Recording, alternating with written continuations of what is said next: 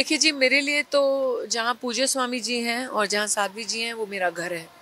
तो जहाँ ये डेरा बसा लेते हैं हम वहीं पहुँच जाते हैं। और कुंभ तो महादेव ने बुलाया ही था।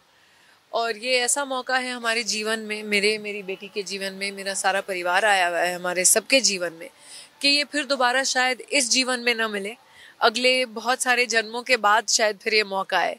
तो क्यों ये मौका जाने दे हाथ से। तो इसलिए हम जब यहाँ हैं और हमारे पूज्य स्वामी जी जो हमारे पिता समान हैं और जो साध्वी जी हैं मेरी मित्र हैं और मेरी गाइड हैं, उनके कहने से कि बस तुम आ जाओ, महादेव बुला रहे हैं, आ जाओ।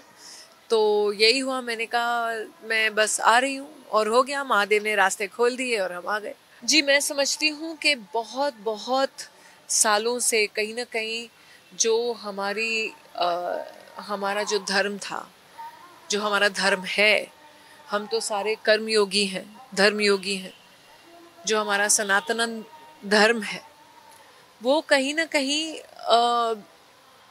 पता नहीं मॉडर्नता में शायद कहीं ना कहीं लोग, मैं नहीं कहूँगी लोग, पर सब जानते ही हैं हमारी हिस्ट्री, हमारे देश की हिस्ट्री, कि कहीं ना कहीं हमें भुलाना चाहते थे।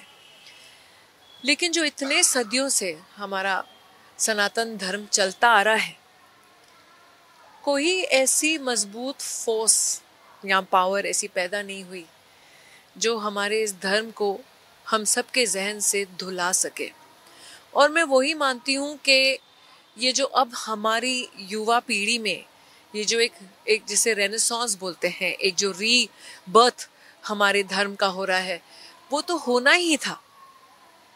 कहा गया है कि युग युग कभी ना कभी आएगा और फिर वापस एक ही साइकिल में वापस ही आएगा, तो वो तो कहीं जाने वाला है नहीं।